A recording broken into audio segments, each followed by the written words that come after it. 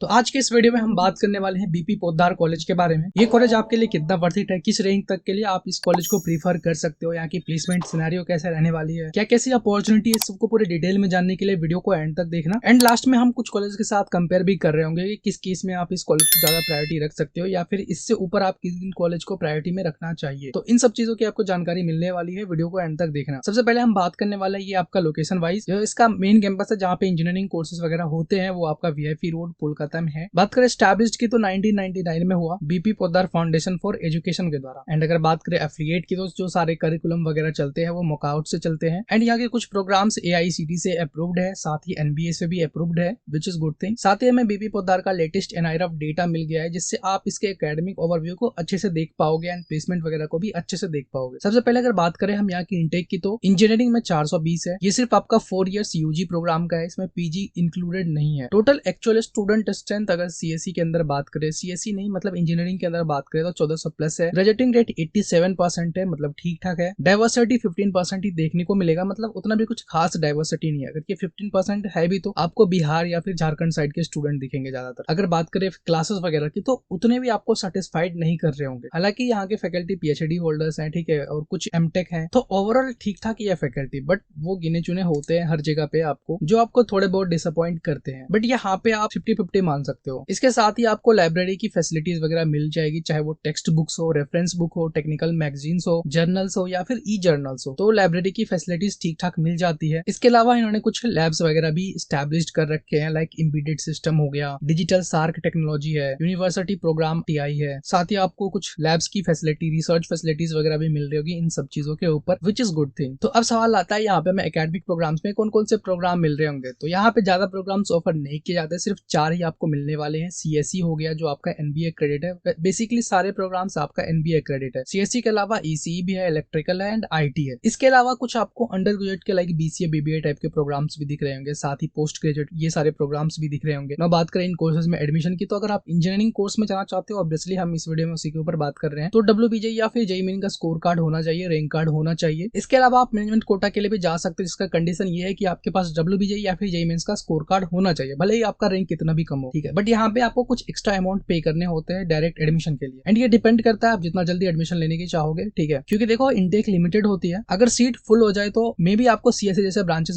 ना मिल पाए। अब यहाँ पे अगर हम बात करें क्लोजिंग रैंक, जो हमारा डब्ल्यूबीजे का काउंसलिंग होता है, ऑल इंडिया ओपन कोटा है इसमें। डब्ल्यूबीजे सिर्फ हम इस कोटा के ऊपर बात करेंगे, इसमें हम कोई भी रिजर्व कैटेगरी से बात नहीं कर रहे हैं। डब्ल्यूबीजे में 23,000 के आसपास रैंक है तो आपको एडमिशन मिल सकता है। जेईई मेन में 1,44,000 के समथिंग आसपास रैंक है तो आपको एडमिशन मिल सकता है। बात करें एलिजिबिलिटी क्राइटेरिया की, तो आपका 12th पीसीएम होना चाहिए। अगर केमिस्ट्री नहीं है तो उसकी जगह बायो रिलेटेड कोई सब्जेक्ट होना चाहिए, ठीक है। साथ ही आपका इंग्लिश में 30% मार्क्स भी होना चाहिए। ये कुछ क्राइटेरिया है। इसके अलावा आपके पास डब्ल्यूबीजे जेईई मेन का स्कोर कार्ड होना चाहिए। बाकी ये सारे डॉक्यूमेंट आपको एडमिशन के टाइम लगने वाले हैं, तो इन सब का फोटो का भी करवा लेना। आई होप काउंसलिंग चल रहा होगा तो इन सब चीजों के बारे में आपको ऑलरेडी पता होगा। बाकी अगर कोई भी स्टूडेंट डोनेशन से एडमिशन लेने की सोच रहा है या मैनेजमेंट कोटा से, इस कॉलेज में नहीं, बाकी अगर किसी और टॉप कॉलेजेस में चाह रहे हो, तो इस गूगल फॉर्म को फिल करना है, जो आपको डिस्क्रिप्शन में भी मिल जाएगा, कमेंट में भी मिल जाएगा। अब हम अगर यहाँ पे सीएससी जैसे ब्रांचेस में एडमिशन लेते हैं तो फीस कितना लगने वाला है। देखो at the admission time 1 lakh के समथिंग लगता है, क्योंकि कुछ एक्स्ट्रा खर्चेस वगैरह होते हैं, लाइक एडमिशन फीस हो गया, यूनिवर्सिटी फीस हो गया, तो 1 लाख के समथिंग लगने वाला है। एंड इसके बाद सेकंड सेमेस्टर से 8 सेमेस्टर तक अप्रॉक्स आप 70,000 के आसपास मान के चलो, तो मतलब 5.5 लाख के समथिंग आपका फीस जा रहा होगा यहाँ पे। स्कॉलरशिप को अगर डिटेल में जानना तो यहाँ से देख सकते हो, वैसे कुछ खास स्कॉलरशिप नहीं दिखा, बट यहाँ पे वही स्कॉलरशिप ऑफर करी जाती है जो कोई स्टेट या फिर नेशनल लेवल पे गवर्नमेंट ऑफर करती है। बाकी यहाँ पे एजुकेशन लोन के लिए भी कुछ ज्यादा सुविधा दिखी नहीं। अगर आप बिहार से हो या फिर वेस्ट बंगाल से आते हो तो वहाँ का क्रेडिट कार्ड का फायदा ले सकते हो। सो इस साल के एनआरएफ डेटा के अकॉर्डिंग यहाँ की फाइनेंशियल रिसोर्सेज देखें किस तरह से एकेडमिक्स पे अमाउंट यूटिलाइज की जाती है, तो लाइब्रेरी पे 16 लाख के समथिंग है, न्यू इक्विपमेंट्स पे 21 लाख के समथिंग है, इंजीनियरिंग वर्कशॉप पे 1.37 लाख के समथिंग है। नंबर ऑफ पेटेंट पब्लिश्ड इस साल के अकॉर्डिंग 2 है एंड ग्रांटेड अभी तक 0 है। स्पॉन्सर्ड प्रोजेक्ट 0 है, इस सब भी 0 है अभी तक। सैलरीज पे 19.62 करोड़ के समथिंग है, विच इज गुड अमाउंट कह सकते हो। बाकी अदर पे उतना भी इंप्रेसिव नहीं है। Other expenditure on creation of capital assets 3.487 crore है। Maintenance of academic infrastructure 1.20 crore है। देखो यहाँ की एकेडमिक्स उतनी अच्छी अमाउंट यूटिलाइज नहीं हो रही है। अब देखो ये ऐसे लोकेशन पे है ना जहाँ पे इनके लिए कैंपस बिल्ड करना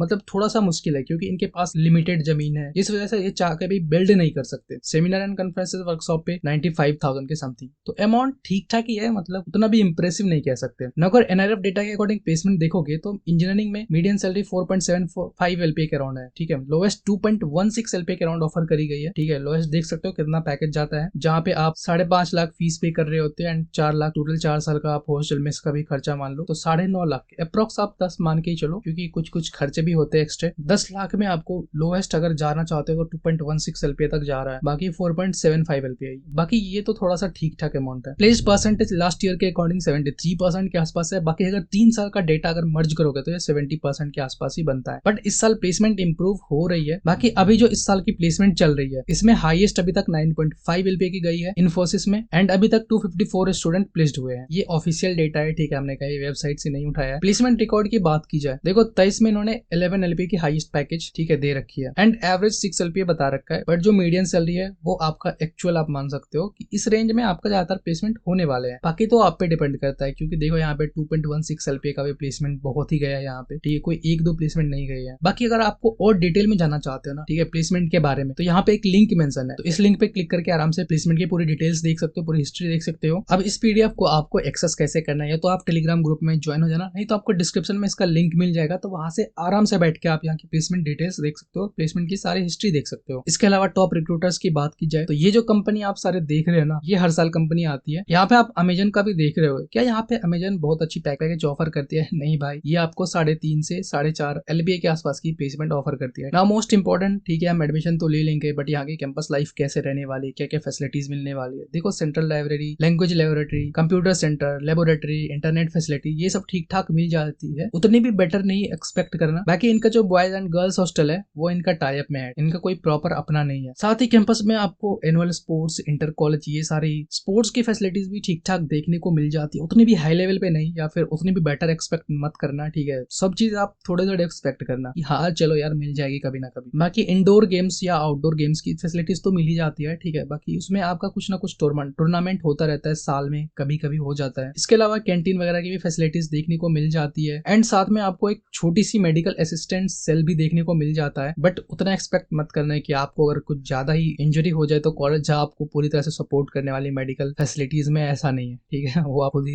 करना पड़ेगा। इसके अलावा कुछ अगर बेसिक इंफ्रास्ट्रक्चर के बारे में डिटेल में जानना चाहते हो यहाँ से देख लेना, ठीक है, PDF में सारी चीजें मेंशन है। तो आखिर में हमारा सवाल बनता है, वाई BP पोद्दार? तो सबसे पहले देखो, कोर ब्रांच के लिए बहुत लिमिटेड कंपनी आती है, अगर आएगी भी तो बहुत ही लो पैकेज ऑफर करती है। ऐसा नहीं है कि आपको एकदम अच्छी पैकेज मिलने वाली है। अच्छी पैकेज यहाँ पे 4.5 से 5 के आसपास मानो। फैकल्टी मतलब ठीक ठाक है, क्वालिफाइड तो है, बट आपको डिसअपॉइंट करेगी। 50-50 मान के चलो, मतलब कुछ अच्छे मिलेंगे, कुछ उतने भी अच्छे नहीं मिलेंगे। इंफ्रास्ट्रक्चर उतना अच्छा है नहीं, क्योंकि लिमिटेड इनका ग्राउंड है, कैंपस है, तो आप उससे बेटर एक्सपेक्ट भी नहीं कर सकते फ्यूचर में। एकेडमिक्स 5 आउट ऑफ 10 मतलब ठीक ठाक है यहाँ पे। Faculty 5 out of 10, infrastructure 4.8 out of 10, मतलब कुछ चीजों में अच्छी डेवलप। हालांकि इसकी बिल्डिंग उतनी अच्छी नहीं है, बट कहीं कहीं पे आपको फैसिलिटीज ठीक ठाक मिल जाती है। एक्सपोजर एंड अपॉर्चुनिटी है यहाँ पे 5.5 out of 10, ROI 4.5 out of 10 ही बनता है। Internship 4.5 out of 10, college life 5 out of 10। तो ओवरऑल हमारा जो रेटिंग बना BP पोद्दार का 4.9 आउट ऑफ 10। अब इस रेटिंग पे आप किन कॉलेज को ज्यादा प्रायोरिटी में रख सकते हो? देखो, अगर आपके पास ऑप्शन है टेक्नोमेन का तो ऑब्वियसली आप क्यों जाओगे यहाँ पे, या फिर अगर आपके पास